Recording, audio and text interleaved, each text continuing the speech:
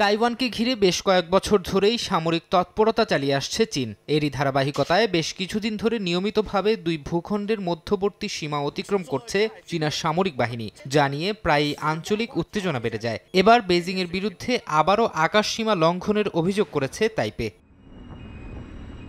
তাইওয়ানের প্রতিরক্ষা মন্ত্রণালয়ের দাবি, শুক্রবার চীনের ২৬টি যুদ্ধবিমান তাইওয়ান প্রণালীতে অনুপ্রবেশ ঘটিয়েছে, যার মধ্যে ১৭টি মধ্যরেখা অতিক্রম করে। পাশাপাশি প্রণালীকে ঘিরে চক্কর কাটে চীনা নৌবাহিনীর অন্তত ৫টি যুদ্ধজাহাজ, যা নিয়ে গভীর উদ্বেগ জানিয়েছে তাইপে। চীনা যুদ্ধবিমান ও রণতরীর উপস্থিতি টের পেয়ে নিজেদের সেনাবাহিনীকে সতর্ক অবস্থায় রাখে তাইওয়ান, সেই সঙ্গে মোতায়েন করে জাহাজ ও ভূমি থেকে নিক্ষেপযোগ্য ক্ষেপণাস্ত্র।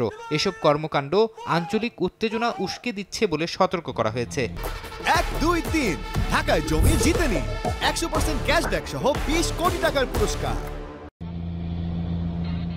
এদিকে দক্ষিণ চীন সাগরের বিতর্কিত জলসীমায় ফিলিপিন্সের জাহাজ লক্ষ্য করে চীনা জাহাজ থেকে জলকামান নিক্ষেপের ঘটনায় উত্তপ্ত হয়ে উঠছে পরিস্থিতি। আনুষ্ঠানিকভাবে অভিযোগ জানাতে ফিলিপিন্সে নিযুক্ত চীনা রাষ্ট্রদূতকে তলব করেছে ম্যানিলা। অন্যদিকে এ ঘটনাকে দায়িত্বহীন বলে আখ্যা দিয়েছে যুক্তরাষ্ট্র।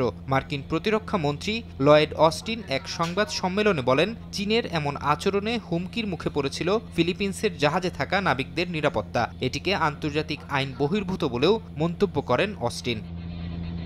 ফারহাদ চৌধুরী, সময় সংবাদ।